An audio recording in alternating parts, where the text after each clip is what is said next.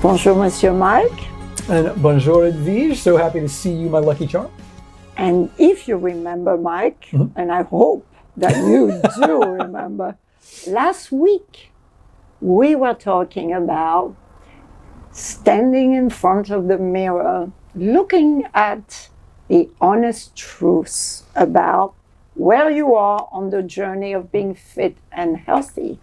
And this week, we're adding another piece. As you remember, the trilogy.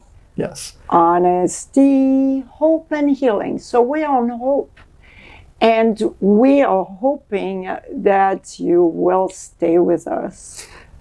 Well, we are. And we're so excited that you are still with us on this journey of becoming fit and healthy. And we hope that you took the things we said, the questions we asked last week to heart, and that you've already started coming up with a vision of your own. Yes, and that's very important. We will remind you over and over again this month that it is your vision and make it unique to who you are, not trying to copy anybody else. You could be inspired by somebody else, but at the end is yours, and also make it realistic.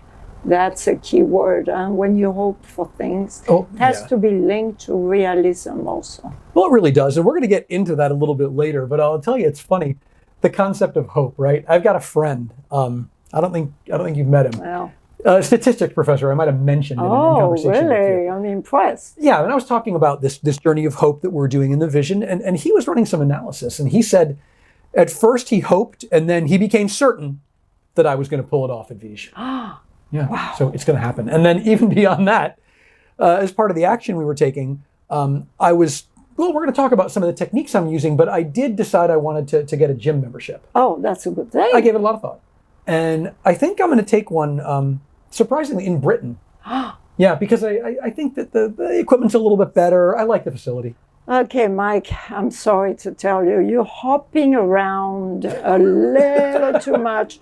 You got to get back on the track. All right, healthy hopping around a track. bit. Gotcha. The realism. Remember, we just talked about. Okay, you're right. I have a question for you, Mike. Go ahead. You know, some people always wondered, it's my DNA, my family used to have this issue, that issue. That's why I can't be what I am wanting to be. In your family, anyone was struggling with their weight? Oh, my father did. Way worse than me. I mean, my struggles are there, but I generally not on the level that dad's were. But it's funny because he had his own technique for dealing with this kind of thing. I remember when I was a kid one time, we were at the grocery store, we're about to cash out, and my mom was very much on my dad about weight back then for health concerns. Yeah. And he came running up with these two boxes from the bakery. And one of the boxes was written on the outside, low-cal cookies, and the other said diet cake. And my mom was so excited when she saw these things that dad was getting something that might be healthy, and bought them very happily. And then that night, I remember after dinner, dad said, let's break out those desserts. So my mom was so excited, and we opened them up, and we all had a couple of bites of the cake and a couple of cookies. And my mom said to my dad, these are amazing. How can they make these low-cal or diet? And my dad started laughing and said, well, I hoped you would not ask that question, because what he had done was just gotten these boxes of regular full-calorie things and had the woman at the bakery write it down. But he was sure hoping to get away with it. That's a funny story. Thank you for sharing that. And you know, this word hope is really a it's a two-edged sword, a double-edged sword.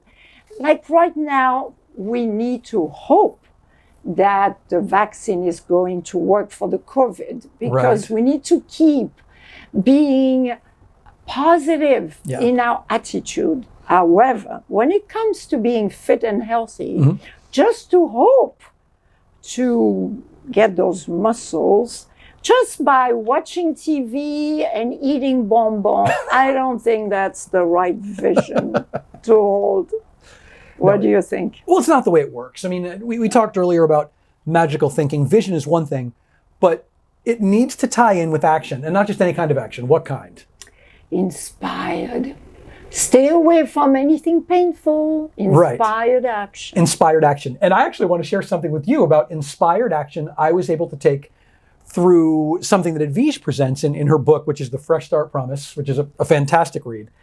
And you've got the 5-bite technique in there. Yes, and in a minute, you're gonna get into that a bit. But I want to tell you, for the first time in my life, I'm leaving food on my plate, and I'm comfortable walking away. And it goes back to Dad again, because when he was a kid, he was playing with a friend, and the friend threw a piece of bread on the ground.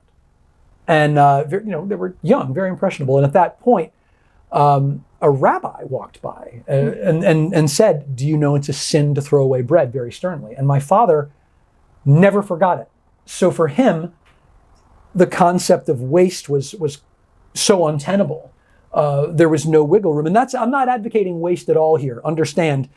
But the flip side of that is gluttony. And the middle ground is, put stuff away for later. You don't have to throw it away and have to finish it all. Just put some away for later. And another technique that a very smart friend of mine turned me on to, if you're going out to eat, order a couple of appetizers instead of the huge meal. You can eat and enjoy those and not go overboard with portions. It's inspired action, and it's really not that hard to do once you're feeling it. Okay, I tell you a story related to your father and the rabbi. Okay. When I grew up in France, I was forced to finish my plate. Right. Because we were told the children in Africa are starving. Yeah. But to this day, I'm wondering, if I had finished the plate, would that action help the kids over there feel better? And this is how weird some of those right. beliefs I mean, it's not a be. funny thing to think, but it is too. I mean, it's like that logical leap doesn't really make a whole lot of sense. However, it was also affecting me the same way it affected you. Right. I felt so guilty if I left something. And then as I wanted to be on my journey of losing this 30 pounds, right, I studied many techniques. And one of them, which is the foundation for everything you can do, is the mindfulness. Right. Being mindful of what you put in your mouth. Now, the first thing I realized was to breathe. And some of us shovel, you say?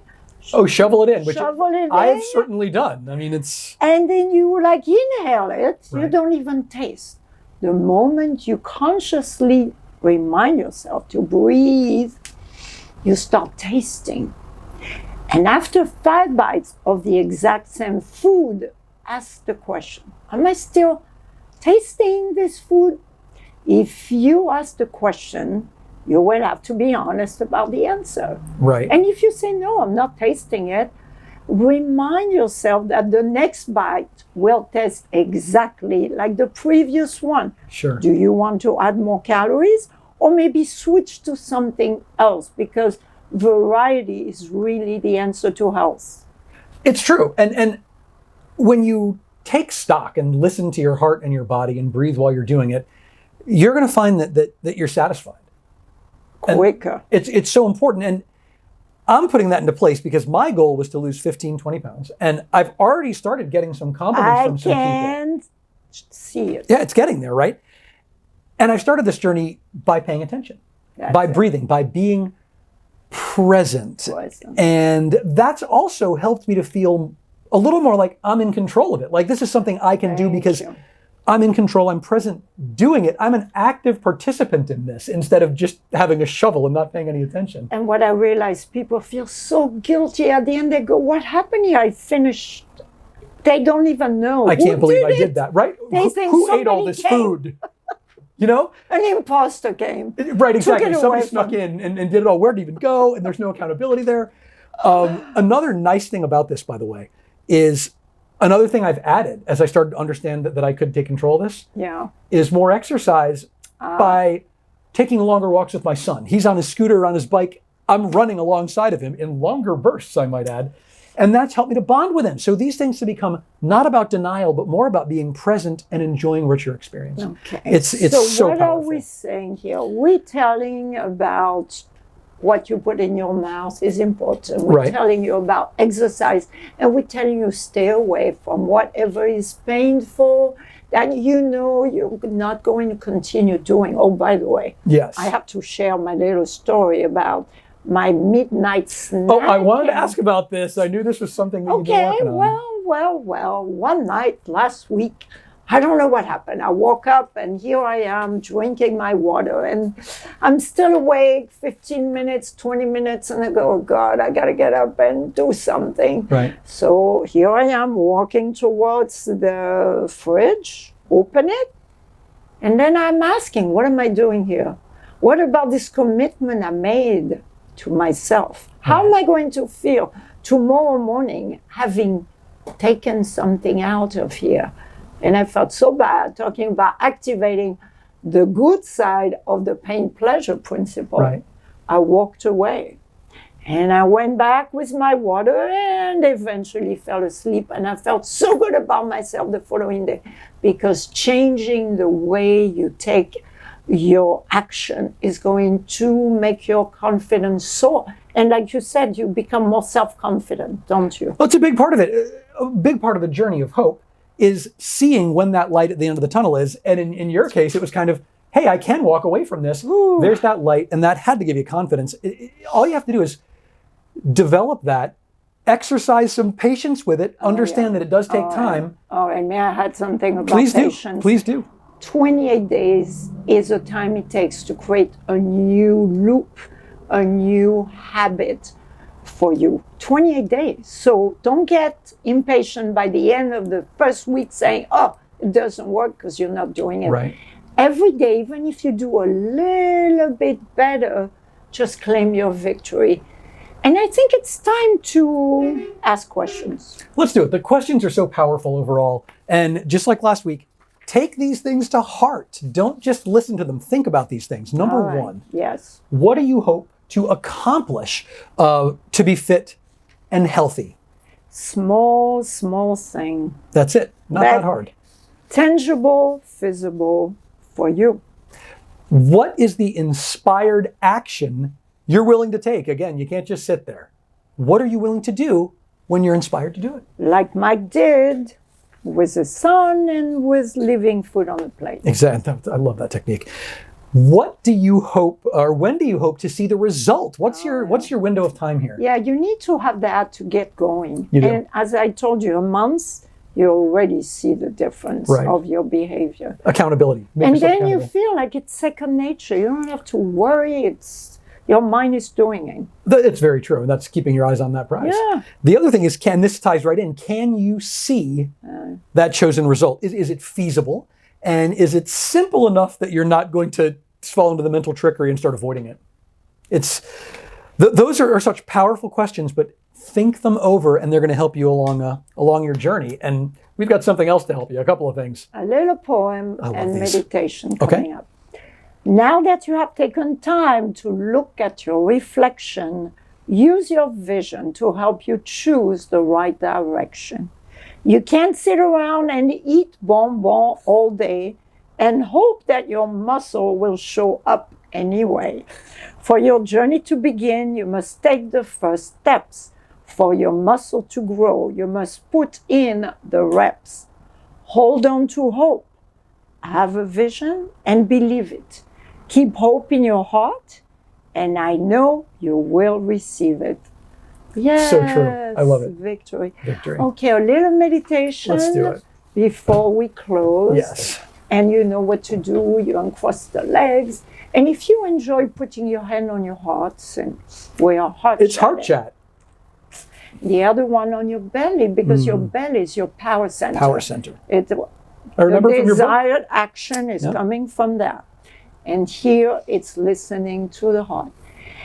And you take a deep breath in and exhale through the mouth, letting go of anything on your mind. Just get back to the moment. Again, deep breaths out through the mouth. And on the third one, you're going to close your eyes. Close your eyes.